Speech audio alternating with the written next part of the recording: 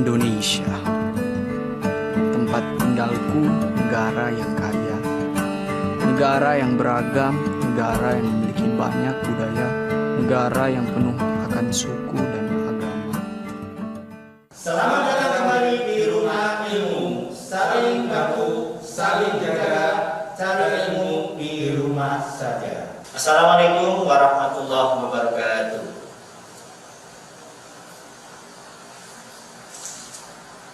Bismillahirrahmanirrahim.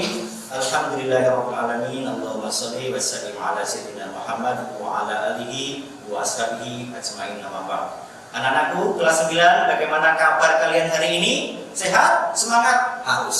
Ya, harus tetap sehat dan semangat. Bagaimana kabar orang tua di rumah? Mudah-mudahan orang tua kita di rumah juga dalam kondisi sehat, oleh Allah dikaruniai rezeki yang halal dan barokah, sehingga bisa mengantarkan kita menggapai tujuan kita menjadi anak-anak yang kelak nanti bisa berhasil dunia dan akhirat.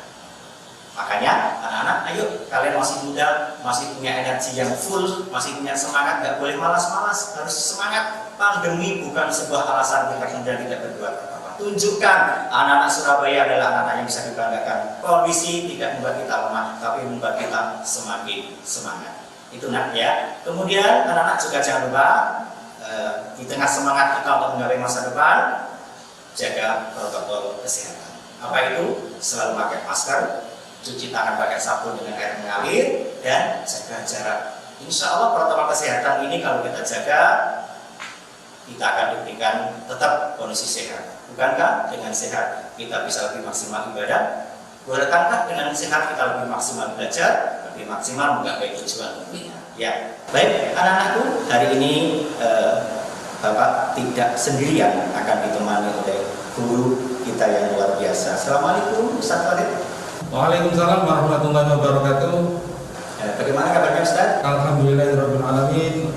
Alhamdulillah. Nah, hari ini duet maut anak-anak ya, karena hari ini ada dua tema yang luar biasa tentang tajwid. Nanti beliau Ustaz Farid yang akan mengajar kita bagaimana kita membaca Al-Quran lebih sempurna sesuai dengan kaidah yang ada. Anak-anak, sebelum sampai ke sana, baik akan Bapak bacakan dulu materinya nanti, tapi sebelum itu kita akan baca Al-Fatihah dan doa di awal pembelajaran yang akan dipimpin oleh Ustaz Farid. Silakan Ustaz. Baik, terima kasih Pak Iman. Anak-anakku sekalian, mari kita berdoa sama-sama. Mudah-mudahan dalam pembelajaran ini bisa bermanfaat untuk kita semuanya. Semuanya di tempatnya masing-masing kita berdoa. A'udzu billahi minasy syaithanir rajim. Bismillahirrahmanirrahim. Alhamdulillahi rabbil alamin. Ar-Rahmanir Rahim. Maliki yaumiddin. Iyyaka na'budu wa iyyaka nasta'in. Ihdinas siratal mustaqim. Siratal ladzina an'amta 'alaihim ghairil maghdubi 'alaihim waladdallin. Amin. Raditu billahi rabba wa bil islami dina wa bi Muhammadin nabiyyan wa rasula. Rabbi zidni ilma warzuqni fahma bi rahmatika ya arhamar rahimin. Terima kasih anak-anakku. Kita kembali ke Pak Imam. Alhamdulillahirrahmanirrahim. Kalau sudah kita awali dengan doa, insya Allah akan lebih berkah ilmu yang kita dapatkan nantinya. Bab 13, itulah yang akan kita pelajari anak-anak semuanya kelas 9. Simak dan perhatikan tentang menyuburkan kebersamaan dengan toleransi dan menghargai perbedaan. Setelah pelajaran ini diharapkan kalian akan lebih paham bagaimana apa toleransi dan menghargai perbedaan, kemudian penerapannya dalam kehidupan kita sehari-hari. Karena bagaimanapun juga Indonesia adalah penuh dengan keberagaman, Indonesia penuh dengan banyak suku yang itu adalah potensi yang besar kalau kita bisa menjaganya. Di sesi awal, seperti yang tadi Pak Imam sampaikan, adalah tentang bagaimana kita membaca Al-Quran. Dan di bab ini, kalau kalian nanti tahu tentang bacaan Waqaf. Sebelum kita melanjutkan ke materi, anak-anak, kita lihat dulu KD-nya yang harus kita pahami hari ini. Kita bisa lihat ya, anak-anak di sampingnya Bapak. 3.2 memahami Quran Surat Al-Hujurat ayat 13 tentang toleransi dan menghargai perbedaan dan hadis terkait.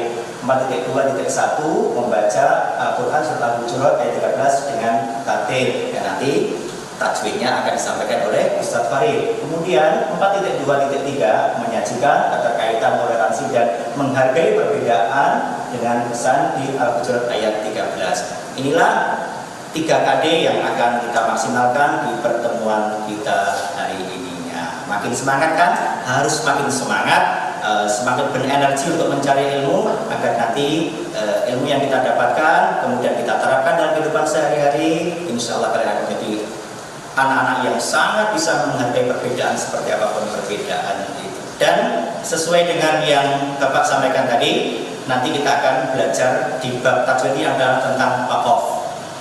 Tentang waqaf, bagaimana penerapannya, ada berapa jenis waqaf, dan contoh-contoh bacaannya nanti akan didetailkan oleh Ustadz Farid yang beliau memang sangat ahli di bidang membaca Al-Quran. Jadi anak-anak tetap semangat ya, bukunya disimak. Dan sebelum kita melangkah ke segmen berikutnya, kita ikuti dulu terlebih dahulu jeda iklan pariwara berikut ini. Jangan kemana-mana, tetap di TV 9, santun menyejukkan.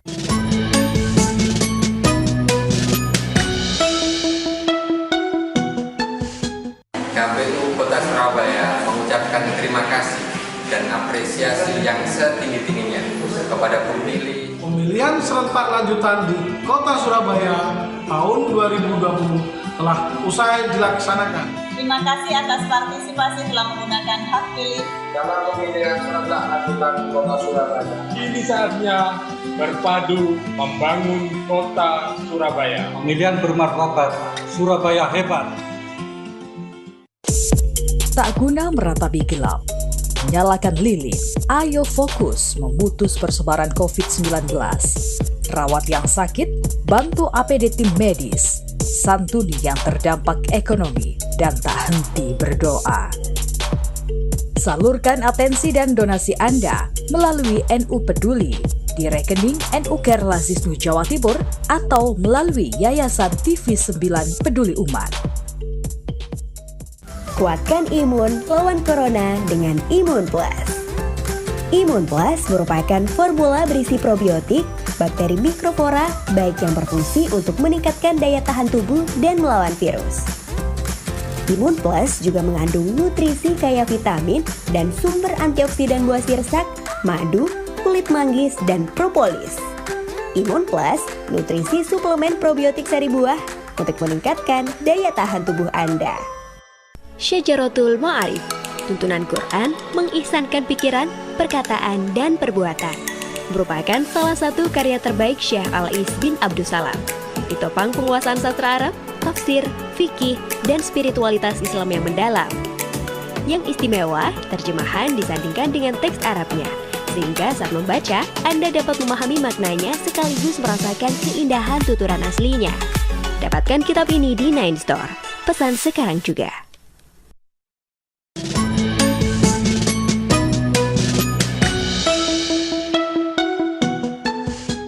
Selamat datang kembali di Rumah Ilmu. Saling bantu, saling jaga, cari ilmu di rumah saja. Ya, kembali lagi kita untuk belajar hari ini di bab 13, dan seperti yang tadi Bapak sampaikan, kita akan belajar ilmu tajwid, tepatnya tentang waqaf yang akan disampaikan oleh Ustadz Farid. Pak Ustadz Farid, monggo. Terima kasih Pak Imam. Anak-anakku sekalian, marilah kita masuk ke materi yang pertama, yakni tentang pelajaran tajwid. Kita nanti akan membahas tentang bab waqaf. Oke, Coba kalian simak, diperhatikan kalau kalian bawa buku paket, dilihat biar sama-sama mengerti. Anak-anakku yang perlu kalian ketahui tentang bab wakaf. Wakaf sendiri mempunyai arti yaitu berhenti, ya, berhenti pada setiap kali kalian membaca Al-Quran, ya, harus bisa dipahami benar-benar. Kemudian anak-anakku, pengertian wakaf memutuskan suara di akhir kata untuk bernafas sejenak dengan niat meneruskan bacaan selanjutnya. Itu wakaf, ya. Jadi kalian harus bisa memahaminya. Nah, kemudian wakaf di sini nanti dibedakan menjadi 5 macam. Ya, di antaranya sebagai berikut. Nah, yang pertama yakni wakaf lazim. Wakaf lazim ini artinya harus berhenti, ya, harus berhenti. Wakaf lazim ini disebut juga wakaf tam, ya, wakaf tam, wakaf sempurna. Biasanya di dalam Al-Quran itu ditandai dengan huruf mim kecil, ya, mim kecil. Ini kalau kita membaca Al-Quran terdapat wakaf lazim, maka kita harus berhenti, lebih baik berhenti. Contoh bisa kalian lihat, ya, di situ Bismillahirrahmanirrahim. Ayyakuna lahu walad lahu ma fis samawat. Ya, tuh, berarti di huruf dal, kata itu berhenti. Wakaf lazim. Itu ya anak-anakku. Kemudian Pak Farid lanjutkan lagi yang wakaf kedua, yakni wakaf jaiz. Wakaf jaiz ini, nah, ketika kalian membaca Al-Quran dan menemukan tanda wakaf jaiz, kalian boleh berhenti wakaf atau meneruskan bacaan atau wasol, ya, boleh berhenti, boleh meneruskan wasol. Kemudian wakaf jaiz ini dibagi menjadi 3. Yang pertama jaiz kafi, kemudian jaiz tasawi, sama jaiz hasan. Oke. Kan sekarang masuk ke jaiz kafi. Boleh wakaf dan boleh wasol. Perlu kalian ketahui anak-anak, wasol itu meneruskan bacaan, tidak boleh berhenti, ya. Kemudian lebih diutamakan untuk wakaf berhenti. Jikalau kalian menemui tandanya wakaf jaiz, yaitu qaf sama lam, qola kecil. Ya, seperti contoh kalian bisa lihat di bawah, khatamallahu ala qulubihim wa ala sam'ihim wa ala absarihim ghishawatu wa lahum adzabun adzim. Di situ ada tanda wakaf sam'ihim, ya, lebih utamakan untuk berhenti. Kalian bisa ambil nafas, oke? Itu wakaf jaiz kafi, tandanya ko lam. Kemudian kita lanjutkan yang kedua, masih di jaiz, ya, jaiz tasawuf. Tandanya yakni huruf jim, ya, huruf jim. Ya, ini jikalau kalian menjumpai ada wakaf jaiz tasawi, maka kalian kalau bisa wasol, diteruskan, boleh berhenti, dan juga boleh diteruskan, ya, wakaf tasawuf. Cara membacanya coba kalian simak, tuh kita baca sama-sama, ya. Kalau kalian sudah buka bukunya, kita baca sama-sama. Bismillahirrahmanirrahim. Walladzina yu'minuna bima unzila ilaika wa ma unzila min qablik. Ada tandanya wakaf jim, itu, ya. Baru dilanjutkan wabil akhirati hum yuqinun. Kalau kalian nafasnya panjang, silakan boleh dilanjutkan sampai ayat terakhir. Contoh, walladzina yu'minuna bima unzila ilaika wa ma unzila min qablika wa bil akhirati hum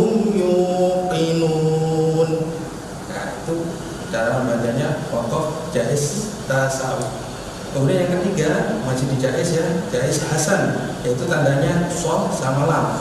Kalian harus bisa membedakannya. Ini kalau kalian menjumpai ada wakaf jais hasan, maka kita boleh membaca wakaf dan boleh wasol. Jadi boleh berhenti dan juga boleh dibaca terus, membaca wasol. Kalau bisa lebih utamakan untuk dibaca terus. Contoh, dilihat sama-sama. Bismillahirrahmanirrahim. Alladzi ja'ala lakumul arda firasan was samaa'a bina'an wa anzala minas samaa'. Di kalimat bina'an itu ada tanda soal wakaf, lebih baik terus ya. Dari sini bisa dimengerti ya anak-anakku. Coba kalian praktekkan lagi. Kemudian Pak Farhan juga ya, wakaf mu'annaqah atau muraqabah ya. Di sini tandanya itu ada titik 3. Jika kalian membaca kemudian ada titik 3 di antara bacaan itu, boleh kalian berhenti di salah satu titik itu, atau di titik yang pertama boleh berhenti dan boleh berhenti di titik yang kedua. Tapi pada umumnya berhenti di titik yang kedua. Contoh di dalam surat Al-Baqarah ya. Dzalikal kitabu la raiba fi. Berhenti di sini. Kemudian melanjutkan hudal lil muttaqin. Nah, itu anakku contoh dari wakaf muraqabah atau mu'allaqah titik 3. Kemudian anak-anakku yang terakhir yakni wakaf mamnu. Yakni wakaf maksudnya dilarang berhenti. Dilarang berhenti pada tempat yang terdapat tanda wakaf. Jadi tandanya ini huruf lam alif ya itu. Kemudian cara bacanya harus diwasal terus. Seperti contoh, qalu inna ma'akum innama nahnu mustahzi'un. Itu ada tanda wasalnya. Terima kasih. Mudah-mudahan bisa bermanfaat untuk kalian ya. Kalian bisa mempraktekannya. Kemudian tetap semangat. Saya kembali lagi ke Pak Imam. Terima kasih Ustaz Farid yang sudah mengajari tata cara membaca bacaan tajwid tentang wakaf. Mudah-mudahan kalian semakin mengerti dan paham dan bisa dipraktekkan ketika membaca Al-Quran. Sebelum kita lanjutkan, kita ikuti dulu iklan pariwara berikut ini. Jangan kemana-mana, tetap di TV 9, santun menyajikan.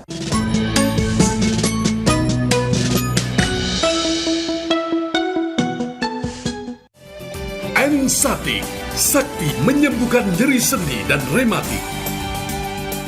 Sendi adalah bagian dalam tubuh manusia yang berfungsi sebagai penghubung antara dua tulang yang memungkinkan Anda untuk menekuk lutut dan siku. Mengingat perannya yang penting, maka kesehatan sendi perlu dapat terus berfungsi dengan baik. Faktanya, seiring bertambahnya usia, kesehatan sendi mulai menurun. Jika tidak dijaga mulai dari sekarang, bisa berakibat pada penyakit persendian seperti nyeri sendi, nyeri punggung, nyeri radang otot, lemas, tidak bisa berjalan, tidak bisa mengangkat beban gara-gara sakit pinggang, susah beraktivitas karena kekakuan tulang, atau menderita susah bergerak karena rematik. Jangan anggap remeh. Sendi manusia terdapat di dalam tubuh yang sangat tertutup rapat.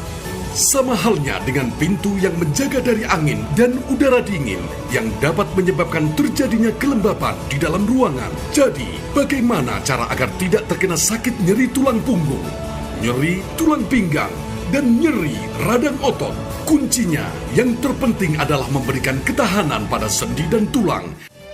Ensatik, sakti menyembuhkan nyeri sendi dan rematik. Ensatik, sakti menyembuhkan nyeri sendi dan rematik. Sebagai tulang punggung keluarga, suami saya bekerja keras setiap hari. Suatu ketika, suami saya tiba-tiba mengeluh sakit pada bagian punggung dan pinggangnya. Bahkan, dia tidak bisa membalikkan badannya saat tidur. Berjalan pun harus berpegang ke dinding hingga tidak bisa beraktivitas kerja. Apalagi mengangkat beban berat, hal itu membuat dia tersiksa dan merasa tidak berguna sebagai lelaki. Sebagai seorang istri, saya ikut merasakan kesedihan suami. Saya ingin sekali melihat suami saya sehat dan bisa kembali bekerja lagi untuk menghidupi keluarga kami. Ensatik, sakti menyembuhkan nyeri sendi dan rematik. Ibu saya usianya 68 tahun dan masih aktif beraktivitas di rumah membantu saya. Ibu saya terkena penyakit nyeri radang sendi, sampai lututnya bengkak. Setiap pagi dan malam, ibu saya mengeluh sakit nyeri pada sendi otot jari tangan dan sekitaran pinggangnya, katanya sakit sekali jika digerakkan secara normal. Saya ingin sekali melihat ibu saya kembali sehat dari sakitnya. Ensatik, sakti menyembuhkan nyeri sendi dan rematik. Sendi kaku, sendi pegal dan lemas adalah masalah yang selalu dihadapi seiring bertambahnya usia. Sering terjadi pengausan sendi di tulang rawan, kesemutan, bengkak, nyeri dan masalah lainnya. Ensatik terbuat dari bahan alami pilihan yang akan meredakan nyeri tulang, nyeri sendi secara cepat. Jangan salah pilih. Nyeri sendi, nyeri radang otot, nyeri tulang punggung, nyeri tulang pinggang, rematik. Obatnya Ensatik.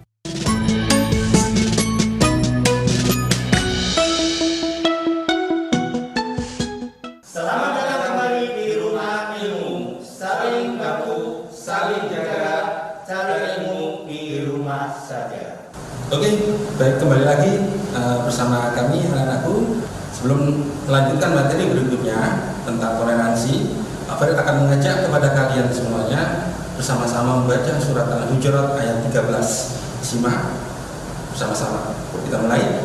A'udzu billahi minasy syaithanir rajim.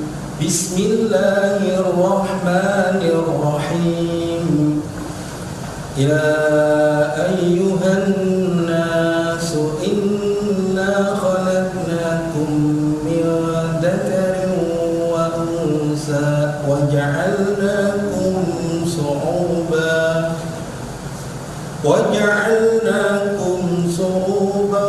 wa qabaila lita'arafu.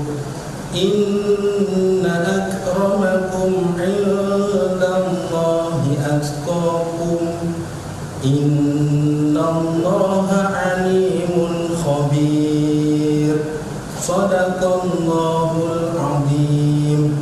Baik anak-anakku, untuk penjelasannya akan dijelaskan oleh Pak Imam. Silakan, kita langsung menuju ke Pak Imam. Baik anak-anakku semuanya, baru saja kita belajar tentang tajwid waqaf, kemudian kita sudah membaca tema hari ini tentang surat Al-Hujurat ayat 13 yang mengajarkan kita bagaimana kita seharusnya hidup dengan berbagai suku, golongan dan agama orang-orang di sekeliling kita. Ini mengajarkan kepada kita bahwa kita sebagai seorang manusia, anak-anakku, harus benar-benar punya rasa toleransi yang tinggi. Rasulullah Nabi Muhammad SAW mengajarkan kita bagaimana beliau ketika Fathu Makkah. Anak-anakku bisa kita lihat ketika berhasil menaklukkan kota Makkah, orang-orang takut semuanya.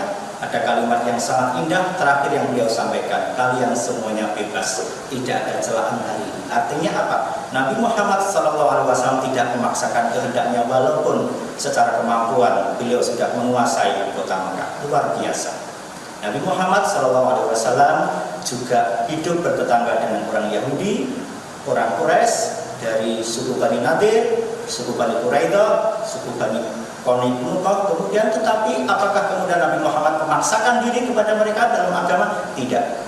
Konsepnya adalah lakum dinukum waliyadin, untukmu agamamu, untukku agama. Jadi beliau memberikan sebuah teladan yang bagus sekali anak-anak kepada kita semuanya.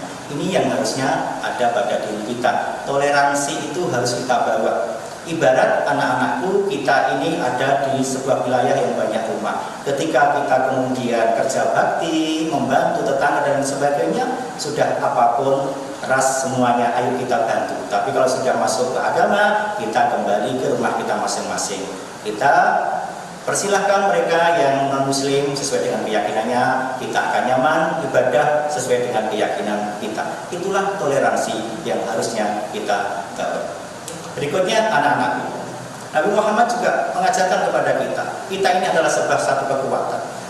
Anak-anak bisa tahu kan bangunan? Nah, coba kita lihat bangunan yang lantai bertingkat-tingkat itu, coba kita lihat. Sekilas di mata kita itu seperti hanya cat warna putih. Tapi ternyata kok begitu kuat, karena apa? Di dalamnya itu macam-macam. Coba tanya kepada ahli bangunan, isinya ya besi, kemudian koral, isinya kemudian semen, kemudian ada air ditambah dengan bahan yang lain, diaduk-aduk menjadi sebuah bingkai yang kuat luar biasa. Kita tidak mungkin bisa merobohkan. Artinya apa? Perbedaan itu anak-anak harusnya menjadi bagian yang bisa menguatkan kita. Jadi tidak ada kemudian kita saling mengejek kepada temannya, kita saling menghina kepada temannya, agamanya, sukunya dan sebagainya. Karena semuanya sesungguhnya adalah saling menopang, memberikan kekuatan kepada kita. Anak-anak coba ketika diskusi di kelas, pendapat si A, pendapat si B, si C, ayo dirangkai kemudian menjadi sebuah hasil yang rundingan bersama-sama, hasilnya akan sangat bagus sekali.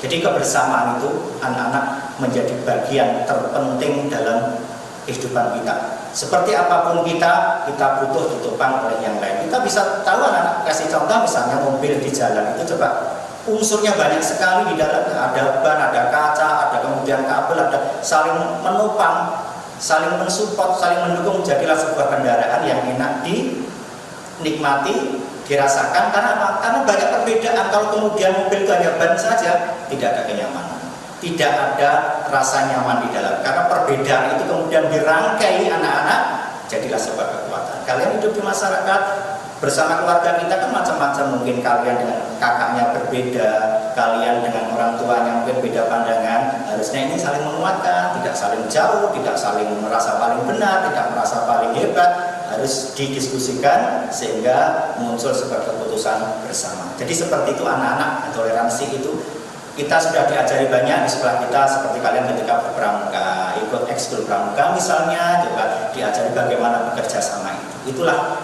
makna toleransi dan bisa menghargai perbedaan. Perbedaan ini jangan dijadikan menjadi alat untuk saling menjatuhkan. Jangan, ayo mulai kalian kelas 9 ini, ayo nanti mungkin setelah ini kalian lulus, kemudian orang tua diskusi sekolah di A, si B. Nah ya, coba perbedaan ini coba ayo kita kemudian disatukan menjadi kekuatan yang baik. Keputusannya orang tua kamu harus sekolah di A dengan berbagai pertimbangan dijalani. Ya, semuanya harus didiskusikan karena kita itu kan berbeda.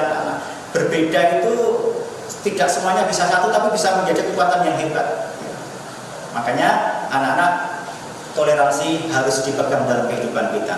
Nah, sebagai terakhir, anak-anak ada 2 soal yang nanti dikerjakan dan itu nanti dikumpulkan di guru masing-masing ya. 1, ada 1 teman sekelasmu baca Al-Quran namun tidak memahami macam-macam wakaf sehingga bacaan Al-Qurannya salah. Maka sikapmu itu seperti apa? Tulis. Yang kedua adalah bertoleransi dan menghargai perbedaan perlu dibiasakan dalam kehidupan sehari-hari. Terus tuliskan manfaat toleransi itu apa? 2 soal. Mudah-mudahan bermanfaat. Baik, anak-anakku semuanya, demikianlah pembelajaran bab 13 hari ini tentang toleransi dan tentang wakaf. Mudah-mudahan memberikan manfaat untuk kita semuanya. Anak-anakku semuanya, kita akhiri pembelajaran kita hari ini dengan baca doa kafaratul majelis. Kita baca sama-sama, mudah-mudahan berkah. Subhanakallahumma wa bihamdika asyhadu an la ilaha illa anta astaghfiruka wa atubu ilaik. Assalamualaikum warahmatullahi wabarakatuh.